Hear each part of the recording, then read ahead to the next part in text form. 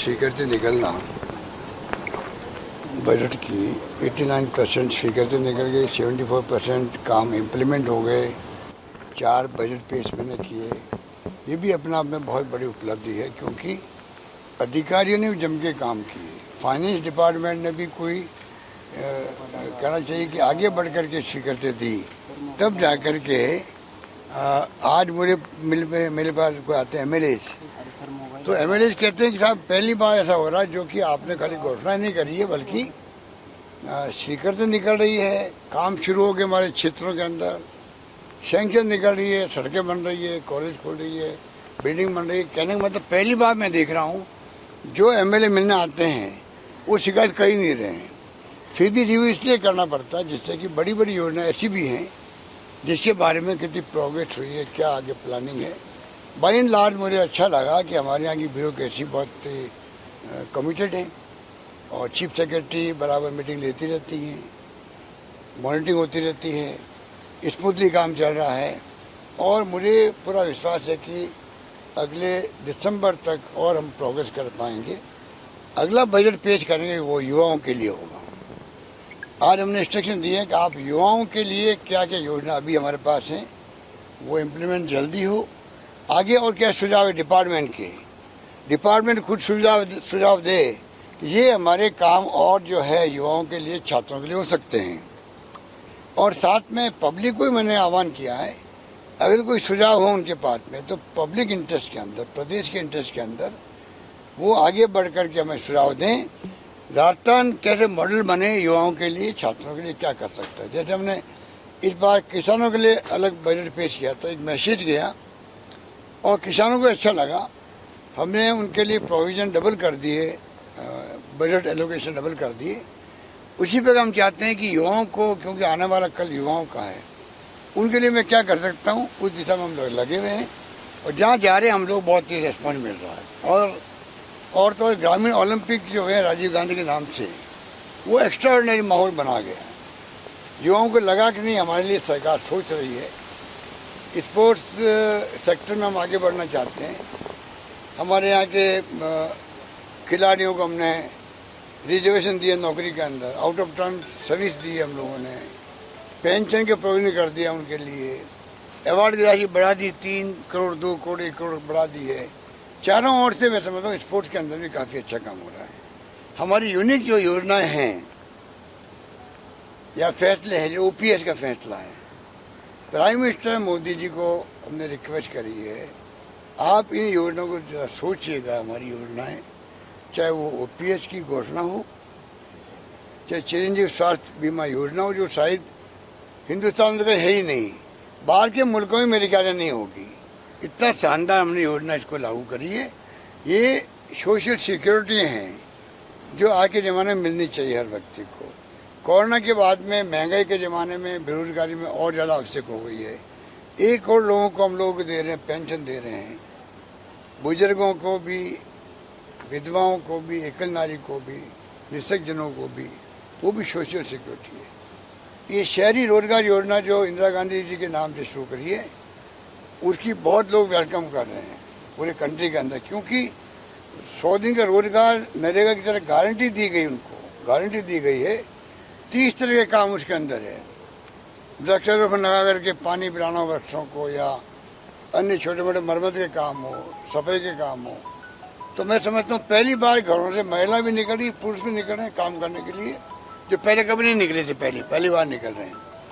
लगभग 70,000 के लगभग तो लोग लग गए हैं अभी भी शहरों के अंदर।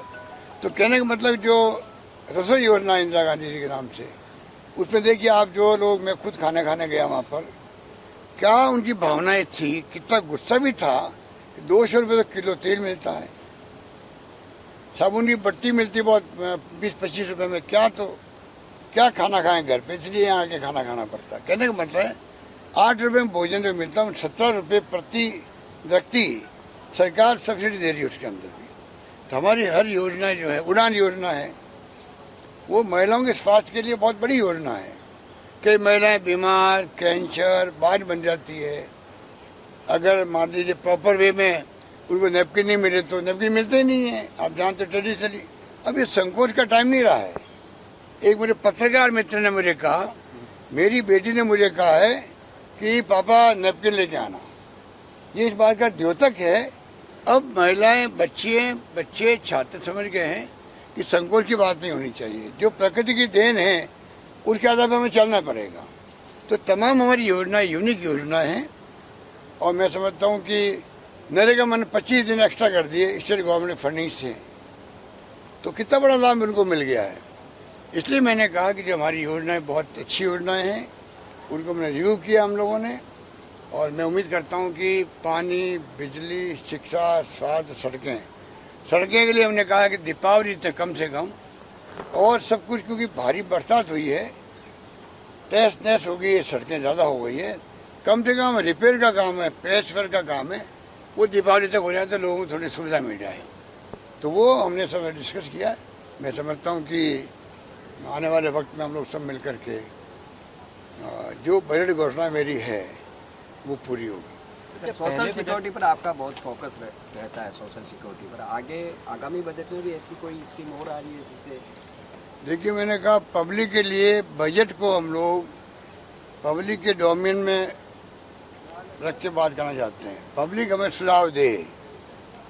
वैसे हम प्री बजट मीटिंग करते हैं हर वर्ग के साथ में, आपको मालूम है। मैं प्रदेशवासियों से कहना चाहूँगा, कुछ सुझाव आपके हों तो आप वो सुझाव भेजिएगा हमारे पास में। हम चाहेंगे उन सुझावों को हम लोग एग्जामिन करें, जो संभव होगा उसको हम लागू करें। ये भी हम कर सकते हैं। सर, क्या बजट पहले आ सकता है जनवरी या फरवरी में? फरवरी मार्च में बजट आते भी हैं, कोई 15 दिन पहले आ जाए, 1 महीना पहले आ जाए, अलग बात है। पर वो मैं समझता हूँ कि उसमें देरी नहीं होगी, क्योंकि बाद में सबको इलेक्शन में जाना पड़ता है। तो चाहे पक्ष हो या विपक्ष हो, सब चाहते हैं भाई बजट जो है टाइम पे आए, टाइम पे पूरा हो। तो हम भी चाहते हैं कि विपक्ष को मौका मिले हमारे खिलाफ बात करने का। डेमोक्रेसी है, अपनी बात वो कहे, हम अपनी बात कहेंगे, हमारी उपलब्धियाँ बताएंगे, जनता फैसला करेगी क्या करना है। हम चाहेंगे हमारी सरकार रिपीट वापस हो इस बार। मेरा अनुभव है जब रिपीट नहीं हुई है तो तकलीफ आई है, तमाम योजना ठप कर देते हैं। बीजेपी की सोच ही हुई है। बीजेपी की सोच नकारात्मक सोच होती है, वो बंद कर देते हैं तो उसके कारण रुक जाता है। रिफाइनरी का उदाहरण आपके सामने है, 40,000 की रिफाइनरी आज वो 70,000 करोड़ बनेगी। एग्जाम्पल एक ही बहुत है। ऐसे छोटे मोटे काम कितने बंद किए होंगे, हम उनका काम कोई बंद नहीं करते। ARCP बंद नहीं करे, आगे बढ़ा रहे हम लोग। आप सोच सकते हो कि हमारी नीति, हमारी सोच पॉजिटिव सोच है, इसलिए हम आगे बढ़ते हैं। हम चाहेंगे इस बार हमारी सरकार रिपीट हो, जैसे और ज़्यादा स्कीम हम शानदार तरीके से, सोशल सिक्योरिटी हो या अन्य शिक्षा हो, स्वास्थ्य सेवाएं हो, जो भी योजनाएं हैं उन सबको हम मजबूती के साथ में आगे पेश कर सकें, ये हमारी इच्छा है। और मैं पब्लिक से बार बार आह्वान कर रहा हूँ, एक मौका में दीजिए, और जिससे कि हम आपको करके बताएं कि राजस्थान वो फैसले कर सकता है जो हिंदुस्तान में कोई नहीं कर पा रहा। अभी हमने वही फैसले किए हैं, ये बात सब पूरा देश जानता है। सर, नए जिलों की सौगात में सब कुछ संभव है, सब कुछ संभव है। ओके।